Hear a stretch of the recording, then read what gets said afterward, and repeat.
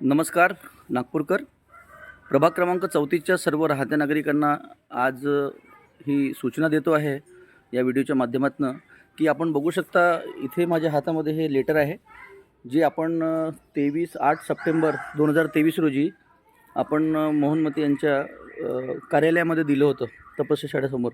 आणि त्यात लिहिलं होतं, विषय आपला असा होता की अवधूत नगर 1 व 2 उषकाल हाऊसिंग एजन्सी लेआउट येथील राहत्या परिसराचे डांबरीकरण व सौंदर्यीकरण करण्याबाबत ही तक्रार आपण दिलेली होती की इथे गेल्या 2 ते 3 वर्षापासून खालीलप्रमाणे त्रास व असुविधा होत आहेत. अवधूत नगर 1 व 2 मधील राहत्या नागरिकांचे नगराचे दशा दर्शविणारे मानेवाडा ते चिखली रोड ते शेषनगरपर्यंत रस्त्यावरील जे नवीन बोर्ड लावलेले आहेत त्या खांबांची दुरुस्ती व रंगरंगोटी व पेंटिंग करणे गरजेचे आहे.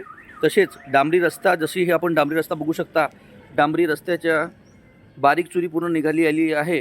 डांबरीकरण करणे अत्यंत गरजेचे आहे. हे बघू शकता आपण, डांबरीकरण करणे अत्यंत गरजेचे आहे. तसेच गणेश चन्ने भाऊ हे जे यांचा जो प्लॉट क्रमांक 15 व प्लॉट क्रमांक 16 मधील, हा प्लॉट नंबर 15 आणि हा प्लॉट नंबर 16, तर यामधील हा जो रस्ता आहे हा आपण बघू शकता इथे. तर या रस्त्याची ही 60 फूट जवळजवळ लांबी आहे आणि 20 फूट असा रुंद असा रोड आहे. तर हा गेल्या मागील 5 वर्षापासून रोड झालेला नाही आहे. तर या भागात आता सध्या तिकडे आपण बघू शकता तिकडे रस्त्याचं काम चालू आहे. तर सर्व नागरिकांना अशी विनंती आहे की या रोडवर इकडे रोड बनला पाहिजे, पण लोकांची घरं जी आहे ती दबल्या गेली नाही पाहिजे. म्हणजे रोडचं पाणी जे आहे आपण बघू शकता, मागे आत्ता 2-3 महिन्यापूर्वी इकडे घरामध्ये लोकांचं पाणी गेलेलं होतं. आता लोकांची इकडे घरे बघू शकता आपण की खाली प्रमाणात असल्यामुळे इथे डांबरीकरण ज्या लेवलवरती आहे, जे रोड लेवल ज्या लेवलवरती आहे त्याच लेवलवरती रस्ता व्हायला पाहिजे. याची सर्व नागरिकांनी दक्षता घ्यावी.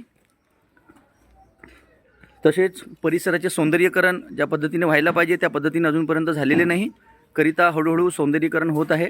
तरी सर्व नागरिकांना विनंती आहे, या डिजिटल माध्यमातून विनंती करतो की लक्ष द्यावे, जागरूक बनावे आणि रस्त्यावर जे आपले जे काही काम होत आहे ते व्यवस्थितपणे बघावे. आणि सिमेंट रोड जर बनत असतील तर सिमेंट रोड आपल्या या रोडच्या लेवलच्या वरती जाऊ देऊ नये, कारण ते सिमेंट रोडचं पाणी जे आहे ते तुमच्या घरात घुसेल.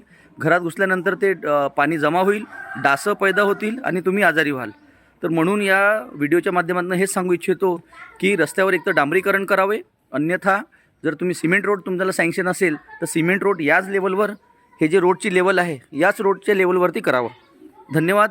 आपलाच जागृत व जबाबदार नागरिक प्रीतम नामदेव शंभरकर, प्रभाग क्रमांक 34, दक्षिण नागपूर. थँक्यू. जय हिंद, जय भारत, जय भारतीय संविधान.